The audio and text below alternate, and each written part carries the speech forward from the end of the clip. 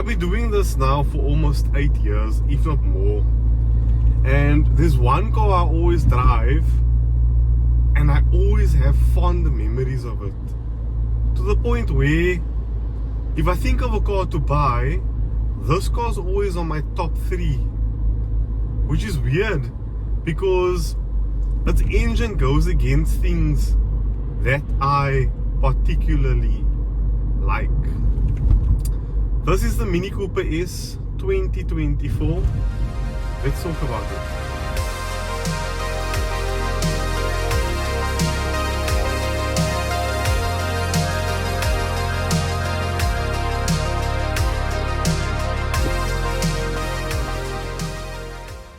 Michael from Johannesburg ordered the blue X-Ross Pro. Along with his order, he took a box of the 0.8 X-Ross pods from the VapeStation online store. Michael selected Pods and Salt's iced apple along with the VapeStation's Fuel Fusion 18mg MTL to accompany his device. As always, we take critical care when packaging our products for shipping. Also, if your order exceeds R1,000, it's free shipping anywhere in South Africa. Use coupon code LIBERABLE upon checkout to enter yourself in this month's lucky draw for the Aquila Safari. The VapeStation is your one-stop vape shop for everything from pod systems, mods, e-liquids, batteries, coils, and plenty more. Thank you, Michael. We hope you enjoy your brand new X-Ross Pro device.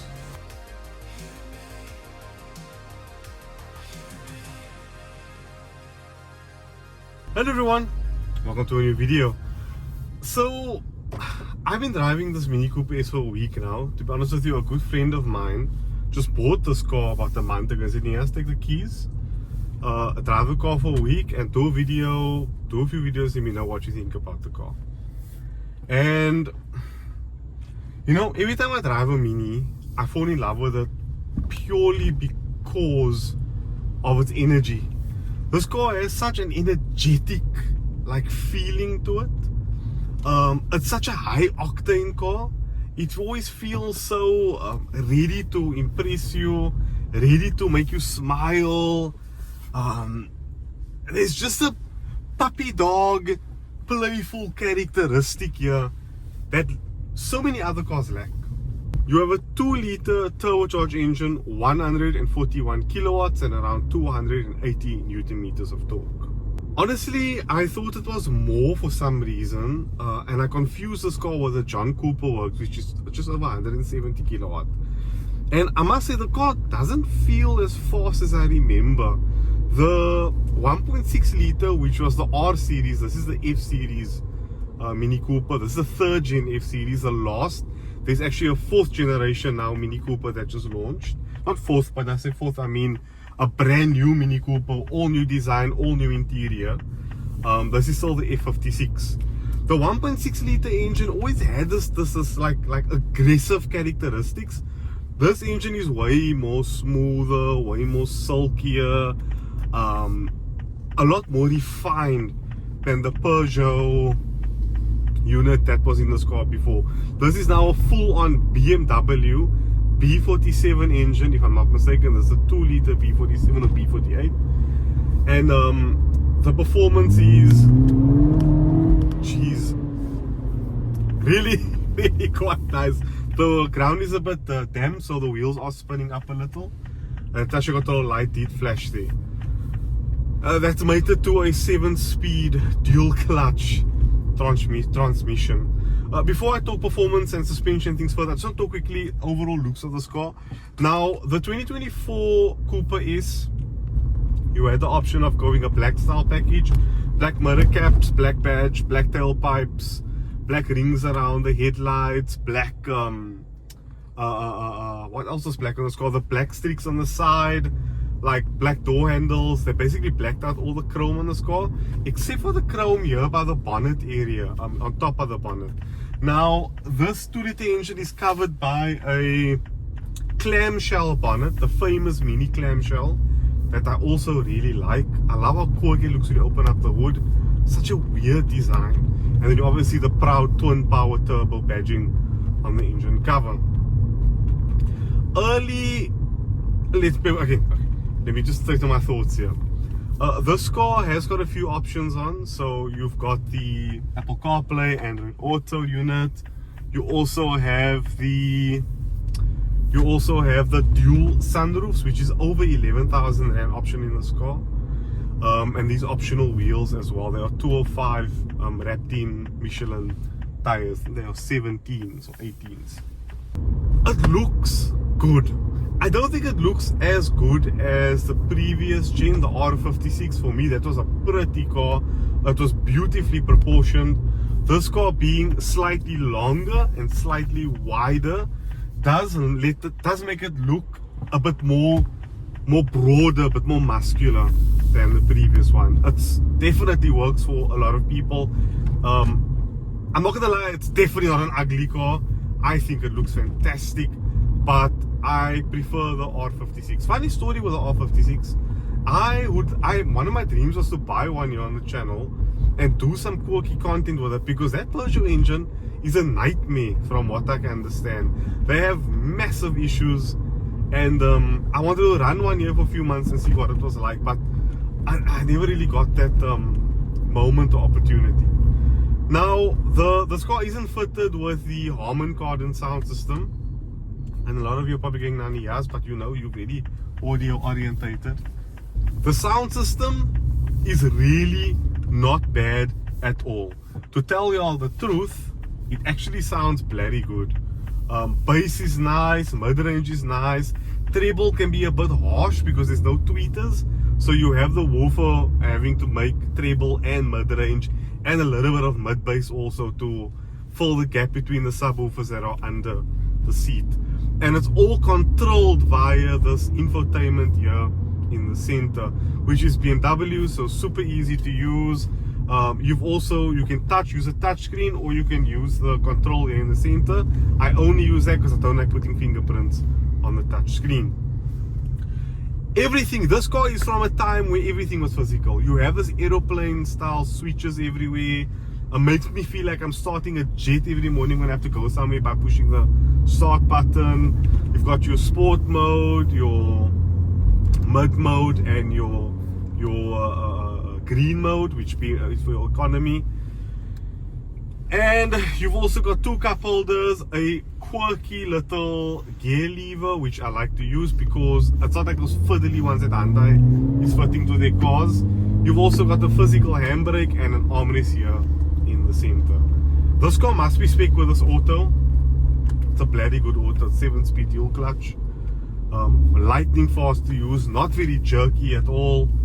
Honestly, just a lovely experience. Let's go sport mode here as we climb this hill.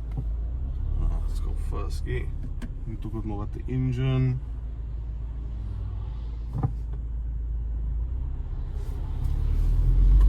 Let's short shift. Spinning. Still spinning. The power, the 280 newtons come on so early in this car that you light the wheels up almost immediately in damp roads, and I'm not gonna lie, it's so much fun. Jeez Louise, it's so much fun. Guys, the weather did not let go. I stalled giving this car back for over 2 days now because I was hoping the weather was gonna clear up, and it's at a point now where the weather just won't let go, so I'm forced to do the video in this rather odd conditions. And I must say, it does make a lovely sound. I want to make a U-turn here in. So I'm gonna turn here in quickly.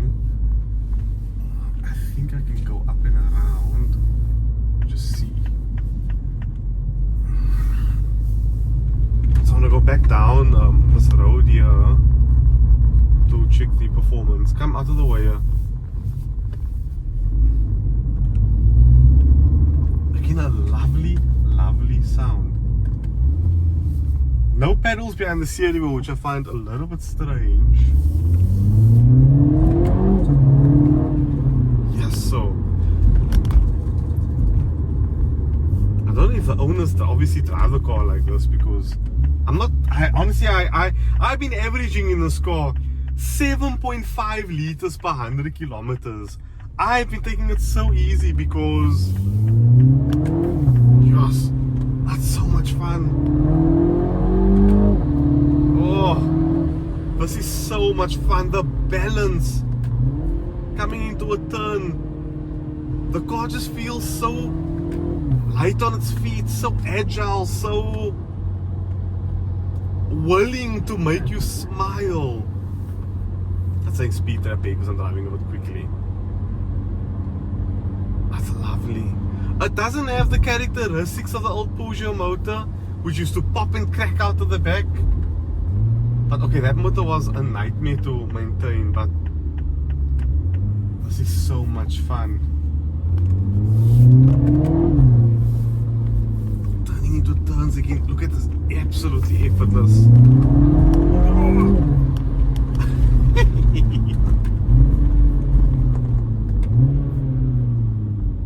Lovely. Absolutely lovely. It's throwing the emergency lights because I hit brakes too hard.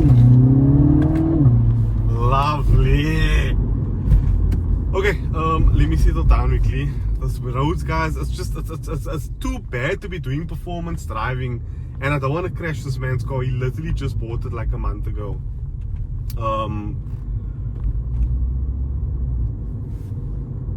You do suffer this car's suspension when not equipped with adaptive dampers. I've never driven a Mini with adaptive dampers. This specific car is an option with it, and the ride can be jiggly and stiff at times. Like every bump in the road I feel. But guys, you're not buying a Mini Cooper S because you want to drive it. I mean, there's a 5-door version, this is the 3-door version. You're not buying a Mini Cooper S because you want to drive it like a like a luxury car. This is a sports car. You're buying this car because you want to have unadulterated fun, and that is what this car offers in spades. Compare this to any other car. Polo GTI feels faster, but doesn't have the quirkiness of this car interior wise and exterior wise, nor does it drive as agile as this. You then have the Renault Clio Sport, which we don't have the Clio Sport anymore in South Africa. I don't know what's going on with Renault. I don't know what's going on with Opel. What other competitors are there?